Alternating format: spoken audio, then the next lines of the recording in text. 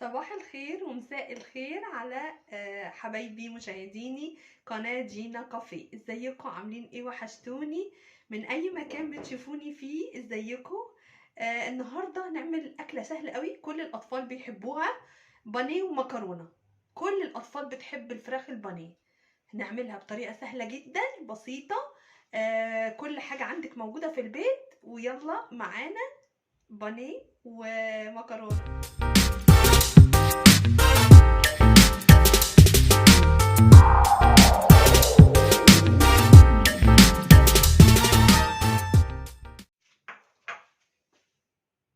معانا هنا نص كيلو بانيه، والتوابل بتاعتنا معلقه من كل حاجه. توم باودر، بصل باودر، توم باودر، بصل باودر، وبهارات فراخ، وسبع بهارات، وبابريكا، وملح، وفلفل. هنخلط كل دول على البانيه ونتبله كله وندخل كل الخلطه فيه مع عصره ليمونه، ويبقى كده البانيه عندك جاهز متبل باحلى حاجه وبنظافه عندك في البيت. هنضيفه عليه ونشوف شكله.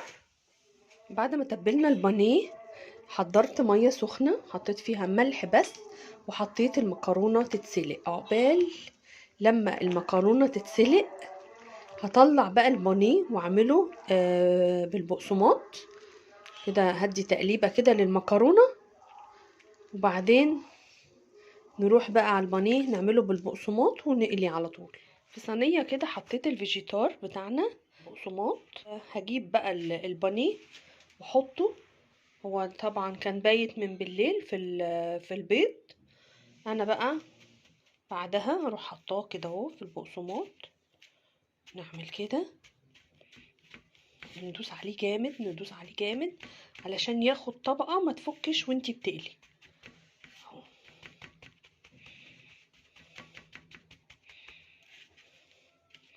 نكرر الموضوع ده تاني كده ونخلص الكمية كلها.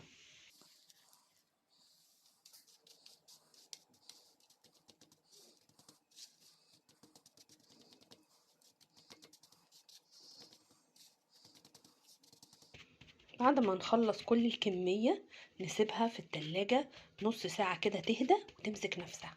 انا دلوقتي خلصت كل كمية البانيه، عملتها وحطيتها شوية في التلاجة نص ساعة. ويلا هنسخن الزيت بقى ونبتدي التحمير. انا عندي الوok بتاعت زبتر. اللي ما يشوفش، اللي مش عارف، زبتر ده يعني ستانلس ستيل 360 على 10، من اجود انواع الستانلس ستيل. ده اللي بيتعمل منه التقويم بتاع السنان، وبيتعمل منه الشرايح اللي بتدخل في جسم الانسان، اللي هي الشرايح والمسامير وكده. دي المادة اللي بتتعمل منها، فانا جايبة منها الوok لانها مش بتقدح في الاكل. هي بتعمل دورة بخار، بتطلع الزيت السخن فوق وبتنزل البارد تحت.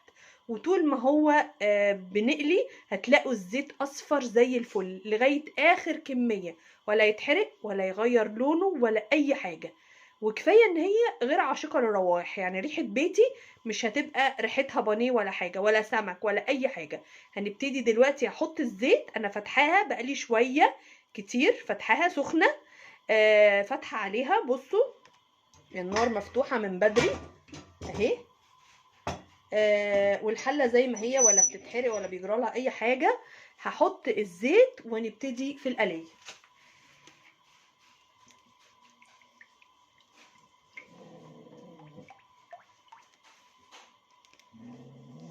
هستنى شويه لغايه لما الزيت يقدح قوي، يسخن، وبعدين هبتدي احط البانيه. عشان نختبر الزيت بحط قطعة عيش، واول ما القطعة دي تتحمر هبقى عارفة كده ان الزيت خلاص.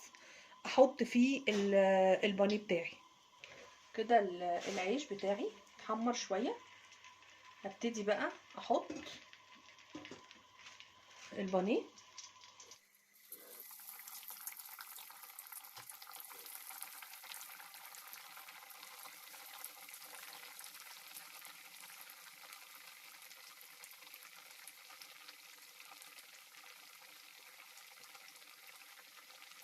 زي ما انتوا شايفين كده ابتدت البانيه ياخد اللون الذهبي كده.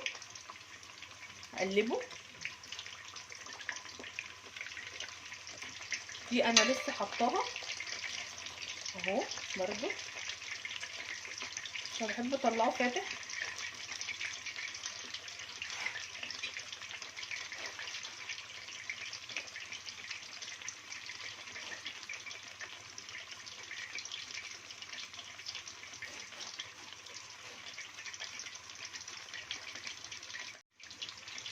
البانيه كده هو ده اللون اللي انا بحبه، فاطلع بقى.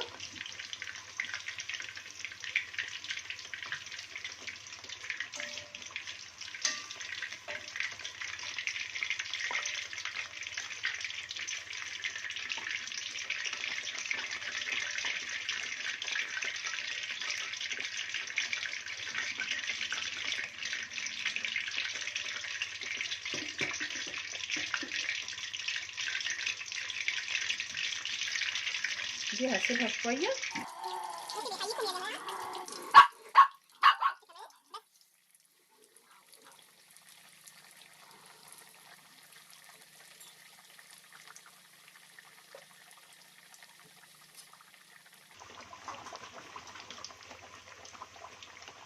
شايفين شكل الزيت عامل ازاي؟ عايزه اقول لكم بقى ان اللقمه دي طعمها في الاكل رهيبه رهيبه، بتقرمش وتحفه. كلنا بنتخانق عليها في البيت، مين اللي ياكلها؟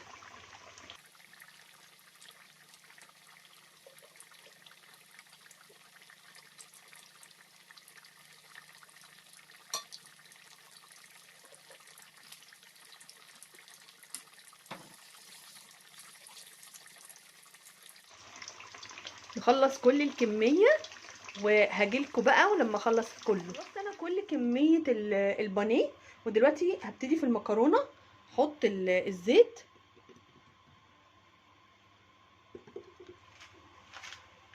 واحط معلقتين صلصه. احلى صلصه ممكن تاخديها هي بيست، لانها طبيعيه جدا زي اللي انتي بتعمليها في البيت بالظبط. نضيف عليها بقى التوابل، الفلفل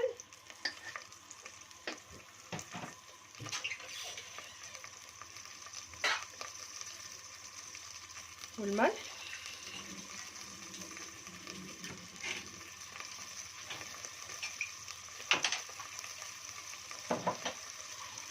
اقلب.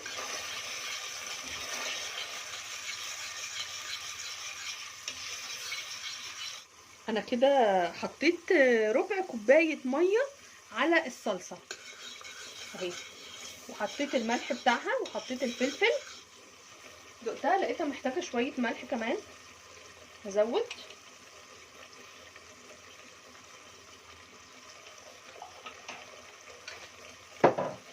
هزود برضو حبه فلفل عشان الفلفل بيديها نكهه. وانتوا بقى ممكن تزودوا اللي بيحب الشطه طبعا. انا بحط بقى حسب الرغبه، يعني كل واحد بيحط على طبقه حسب رغبته.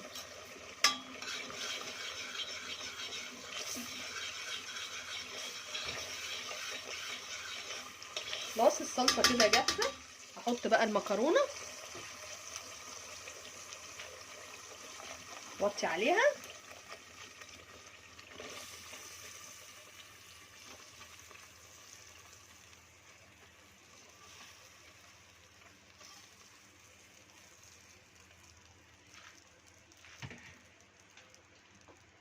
هقلب.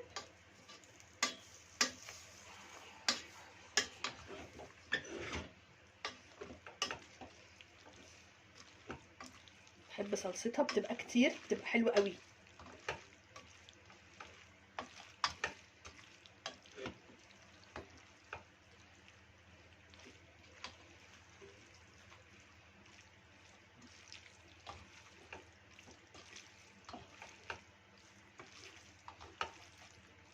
هحط بقى في الطباق واجيلكوا تاني، وبالهنا والشفا. ويا رب الاكله تعجبكم. الاطفال كلها يا جماعه بيحبوا المكرونه والبانيه. تقولي لطفل ايه؟ مكرونه وبانيه دي عشق العشق. انا كمان بحبها زي الاطفال. هحط في الطباق واجيلكوا تاني. النهارده عملنا احلى طبق بانيه ومكرونه سباكيتي للاطفال حبايبي. كل الناس بتحبها وانا من عشاق البانيه والمكرونه. اعملوها، وصفه سهله جدا باقل حاجه من عندكم من البيت، وان شاء الله تعجبكم. لو عجبكم الفيديو دوسوا لايك وشير وسبسكرايب ودعموني في القناه. يلا بقى ندوق المكرونه، احلى مكرونه.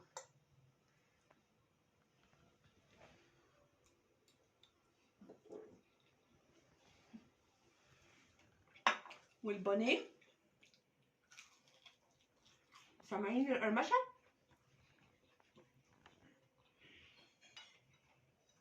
احلى طبق بانيه واحلى مكرونه من ايديكي باحلى نفس لاطفالك.